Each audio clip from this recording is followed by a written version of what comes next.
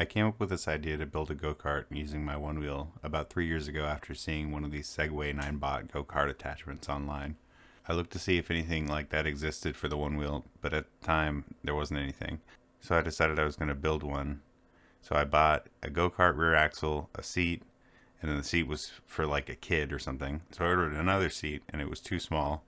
And then it got set aside until a couple months ago when William Osmond announced open source and said, and if you want to exhibit, you can apply right now. Exhibiting is the best way to get into the Friday night party. Everything's free. You show up with your project, you don't pay admission, you don't pay for parking, and at the Friday night private party, you get to hang out with YouTube creators and all the other exhibitors. So I decided to get into a program called Gravity Sketch and drew up my plans. Once I finished the drawings, the next day I got online to double check to make sure that it still didn't exist. And there were a couple videos, one by Cody Hovland, that was very similar to what I was going to make. So I decided after watching the end of his video and looking at it, how it functions, that I would redesign the steering.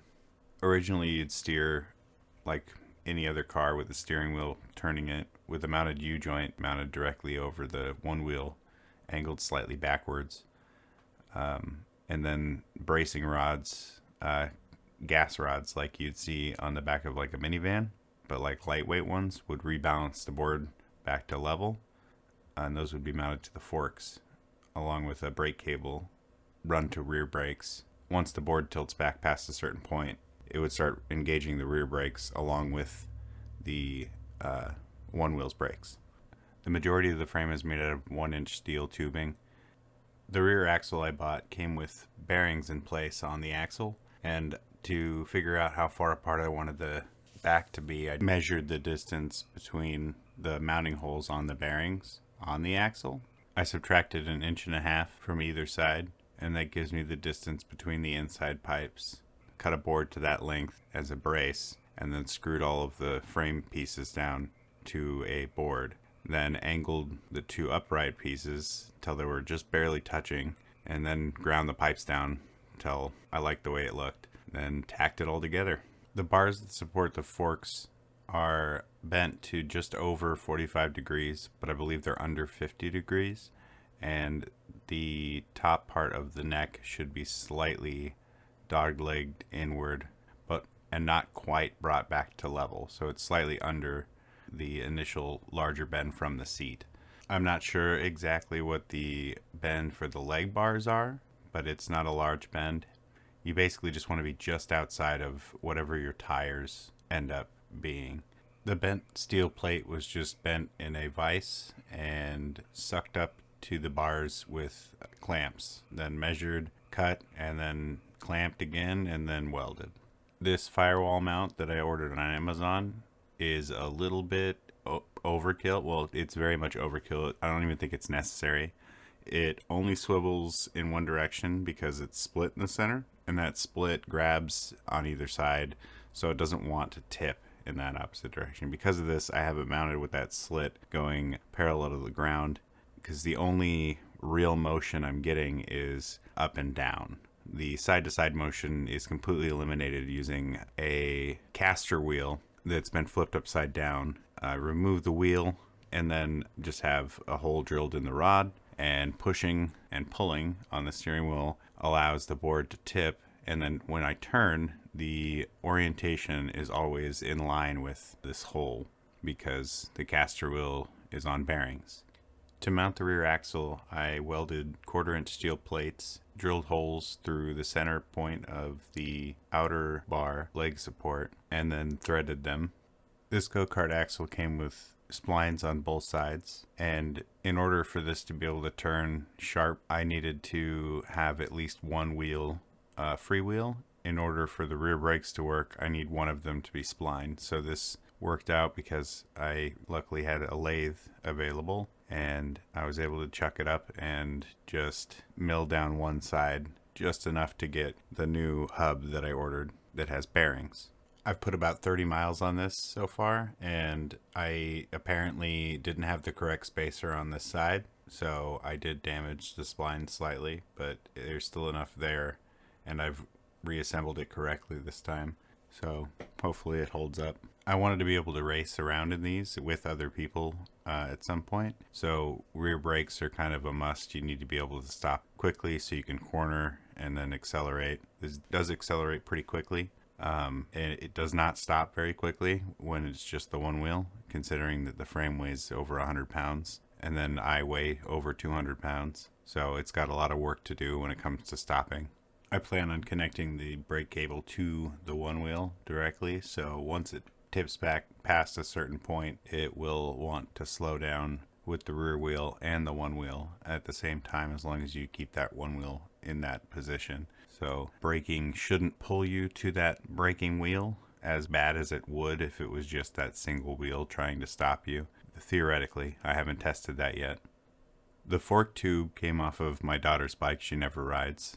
And I just cut that off and ground down all of the extra material till I just had the cylinder left, and then fixed that. As you saw earlier in the video, I just centered that between the foot pegs on the jig board that I made, and then I tacked it on.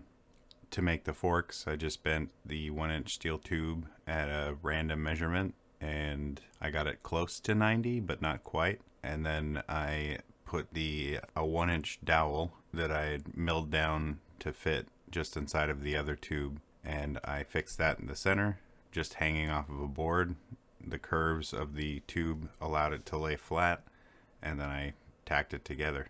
To figure out the spacing I needed, I just made the one wheel mount first. The one wheel mount is just made out of angle iron that's been trimmed down just where it barely fits onto the board. On the sides, I welded in a bolt, and the outer plate is just exactly the size of the bolt. The inner plate is the size of the bolt head, and then the angle iron also has a hole the size of the bolt head, and then that's filled with weld and then ground down flush. All the hardware on this is a little overkill. I could probably downgrade. I'm not 100% sure on what the bolt sizes are, but I know they're a little ridiculous. I believe that this is 5/8, but I'm not 100% sure. To get everything connected, I made the one wheel mount first, figured out the spacing I wanted with those Pello block bearings, and then made a plate that just mounted onto the Pello block bearing, welded a tiny piece of pipe that fit just inside of the 1-inch pipe, and then lined it up by just putting the board in the mount and setting the frame on the plate while it was all assembled, and then tacking it with the board in place. I just shielded it with a piece of wood. The forks and board are controlled by 3 rods. The center rod is connected directly to the center of the steering wheel and the top of the board via the caster wheel that's been upside down. At the top of the rod connected to the one wheel, where it's connected to the steering wheel, is a U-joint, which allows it to turn in any direction or tip. So it's more like riding a horse. If you want to turn right, pull on the right hand towards you, and the left hand will go forward. And if you want to go left, pull on the left and push with your right. In order to accelerate, you lean on the handlebars, and it will tip the board forward, or pull back like you're pulling back on reins to stop a horse. And the board will tip back and you will come to a stop. The steering rods are connected at the top of each side of the handlebars with heim joints, or the way that I looked for them was rod end ball joints, and these are 3/8, and so is the rod that connects to the forks. In order to connect the heim joints, I just welded a nut inside of the pipe for the handlebars. The brake lever is a dead man switch. In order for the board to operate, you need to hold down the 2 pressure pads on the front of the board. By pulling the lever, it lowers this bar and allows the rubber pads to make contact. To keep the brake cable from flopping around, I just zip tied it to the steering rod. To connect the other end of the brake cable, I just cut a bolt head off and welded it to the front of the plate, and then bolted that down so that when I squeeze the brake cable, it depresses the pressure pads. This isn't the best option because when I push on the brake cable, the pressure causes the bicycle brake lever I'm using to press up against the fender on the one wheel. All in all, I'm pretty happy with the way that this performs. It turns pretty well. I've gone up on two wheels a couple times. The board is held in simply with the weight of the frame. Your weight is balanced as the rider over the rear axle. So there's only really about 100 pounds at most on the one wheel, which is about half of what I normally put on it when I'm riding. It's still not 100%. I plan on putting latch, so it is actually secured to the board. It is nice to be able to simply remove it, but if taking it to corner too sharp, if it catches in a pothole, something like that, it could roll out. I should be wearing a helmet riding this. You shouldn't ride something like this without wearing a helmet. The end of the pipes where the foot pegs come out was designed to have another pipe slide in, and that was going to have support pipes running up to the fork tube in the center as supports, and that was going to act as like a bumper. If the board impacted something, it could damage not only the board, but it could rip the forks off, it could dislodge the handlebars, it could jam that control rod right up into my face. So there's a lot of things that could go wrong with this design, and I've thought about a lot of those. So, like I said, a bumper is something that I plan on putting on this. I know it's going to add the weight, but it handles really, really well. Another thing is probably along that bumper in the front, adding wheels like just inside of the bumper, but aren't actually touching the ground, but just as like roll prevention. As long as the supports are in the right places, it should hold up without any issues. I did an absolute horrible job welding this. Some of the welds turned out really good, other ones turned out really bad. And then when I was disassembling and reassembling this, I damaged the fork tube bearings and had to sacrifice my daughter's other bike. So you'll notice that the plate on the back of the fork tube is the old fork tube, and I just had to reassemble the new one.